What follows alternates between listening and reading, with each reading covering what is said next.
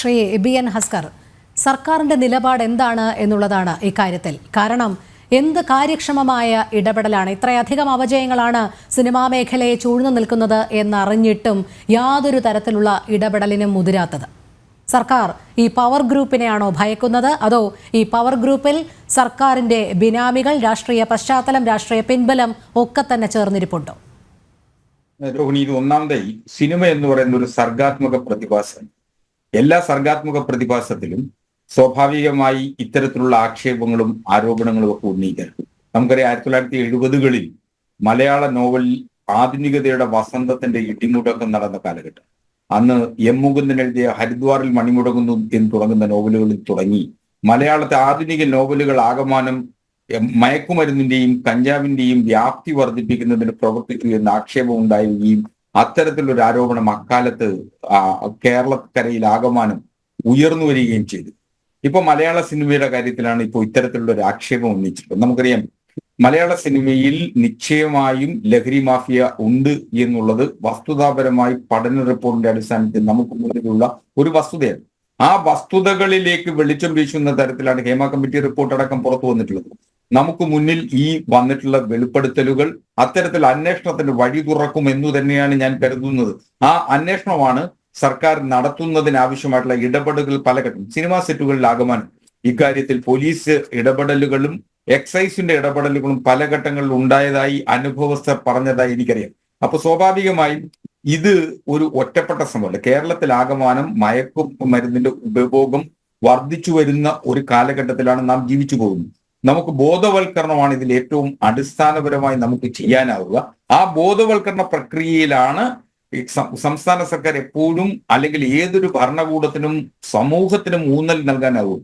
അത്തരം ഇവിടെ നമുക്ക് ബോധവൽക്കരണം നടത്താം സ്കൂൾ തലത്തിൽ, യുവജനങ്ങൾക്കിടയിൽ ഒക്കെ. പക്ഷേ ഒരു വലിയ മാഫിയ സംഘം തന്നെ പിടിമുറുക്കിയിരിക്കുന്ന സിനിമാ മേഖലയിൽ എന്ത് ഇടപെടൽ സർക്കാർ നടത്തി എന്നുള്ളതാണ്. നിരീക്ഷിക്കുന്നുണ്ട്, അന്വേഷിക്കുന്നുണ്ട് എന്നൊക്കെ പറയുന്നത് വെറും നാമമാത്രമായി ഒതുങ്ങുകയാണ്. 2019 സിനിമാ മേഖലയിലെ ഇത്തരത്തിലുള്ള ലഹരി മാഫിയ സംഘങ്ങളെ നിരന്തരം നിരീക്ഷിക്കുകയും തുടർന്നുള്ള അന്വേഷണം നടക്കുകയും മിന്നൽ പരിശോധന അടക്കം നടക്കുകയും ചെയ്യും എന്നൊക്കെ പറഞ്ഞത്. പക്ഷെ പിന്നീട് അങ്ങോട്ടൊന്നും കണ്ടില്ല.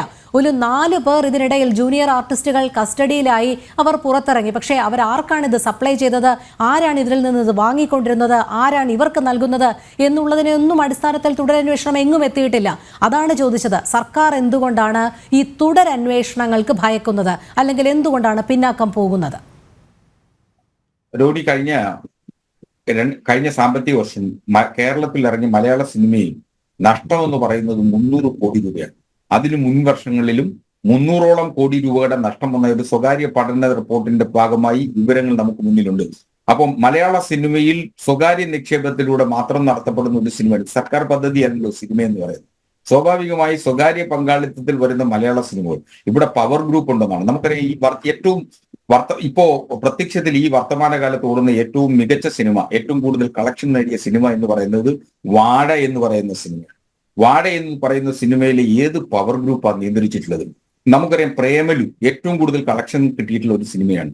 അതുപോലെ മഞ്ഞുമൽ ബോയ്സ് കേരളത്തിലും പുറത്തും ഒക്കെ തന്നെ നല്ല കളക്ഷൻ ലഭിച്ചിട്ടുള്ള സിനിമയാണ്. ഏത് പവർ ഗ്രൂപ്പാണ് ഈ സിനിമയുടെ പിന്നിൽ പ്രവർത്തിച്ചത് എന്ന്, എങ്ങനെയാണ് ഈ പവർ ഗ്രൂപ്പ് പ്രവർത്തിക്കുന്നതെന്ന് എനിക്ക് ഒരു തരത്തിലും മനസ്സിലാവുന്നില്ല. പിന്നെ ഇതിൽ ഒരു സിനിമയുടെ കാര്യം നമുക്ക് എല്ലാവർക്കും അറിയാവുന്നതാണ്. അവർ ടാക്സ് അടക്കമുള്ള കാര്യങ്ങൾ വെട്ടിച്ചതും സഹപ്രവർത്തകർക്ക് പണം നൽകാതായതും ED അന്വേഷണം എത്തുമെന്നായപ്പോൾ അത് ഒതുക്കി തീർത്തതും ഒക്കെ എല്ലാവർക്കും അറിയാവുന്ന കാര്യമാണ്. അതെല്ലാം അന്വേഷിക്കട്ടെ, അതിലൊന്നും ഒരു സംശയമില്ല. നിങ്ങൾ ഈ പറയുന്ന മട്ടാഞ്ചേരി മാഫിയ തുടങ്ങി ഓരോ പേര്, അത് തന്നെയാണ് ചോദ്യം. ഈ മട്ടാഞ്ചേരി മാഫിയ അപ്പോൾ അവരുടെ ഇടപെടലുണ്ട് അല്ലേ?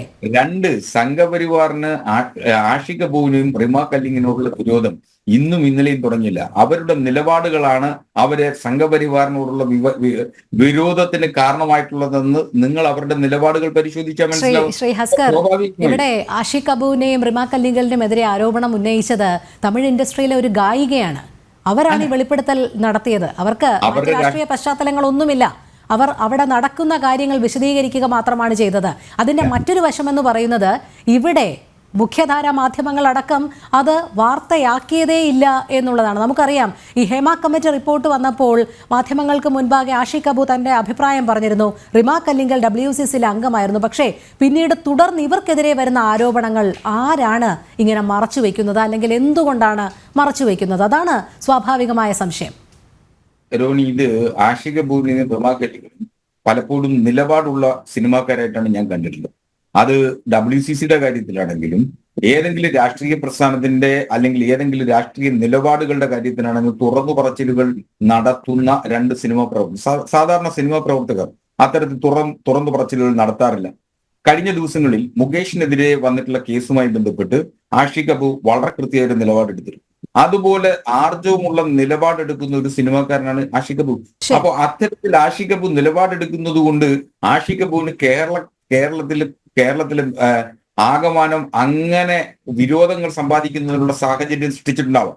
ഒരുപക്ഷെ ഇപ്പോ ഒരു തമിഴ് ഗായിക, ആ തമിഴ് ഗായികയുടെ രാഷ്ട്രീയ നിലപാടോ ആ തമിഴ് ഗായികയ്ക്ക് ഇവരോടുള്ള വിരോധത്തെ സംബന്ധിച്ചോ നിങ്ങളാരും അന്വേഷിച്ചിട്ടില്ലല്ലോ. മുഖ്യധാരാ മാധ്യമങ്ങൾ ആകമാനം ആ വാർത്തകൾ മുക്കിക്കൊന്നു എന്നുള്ളതാണ് നിങ്ങളുടെ വിലാപമെങ്കിൽ എന്തുകൊണ്ട് നിങ്ങളിപ്പോ ഇത് ന്യൂസ് അവറിൽ ഇത് ചർച്ച ചെയ്യാനുള്ള തയ്യാറെടുപ്പ് പോലും നിങ്ങൾ നടത്തിയിട്ടില്ലേ? അപ്പൊ അത് അങ്ങനെ മുങ്ങിപ്പോയതാണോ? സ്വാഭാവികമായും നിങ്ങൾ അത് ചർച്ച ചെയ്യുന്നുണ്ടല്ലോ. ആ ചർച്ച ചെയ്യുന്നത് പോലും അതിന്റെ ഒരു രാഷ്ട്രീയമുണ്ട്. അതിന്റെ രാഷ്ട്രീയമാണ് ഞാൻ പറഞ്ഞത്. എല്ലാ കാലത്തും ആഷിഖ് അബുവും റിമ കല്ലിങ്കലും എടുത്തിട്ടുള്ള ഒരു നിലപാടെന്ന് പറയുന്നത് സംഘപരിവാർ വിരുദ്ധ രാഷ്ട്രീയമാണ്. അതുകൊണ്ട് നിങ്ങൾക്ക് വിരോധമുണ്ട്. അതുകൊണ്ട് നിങ്ങൾക്കത് ചർച്ച ചെയ്യണം.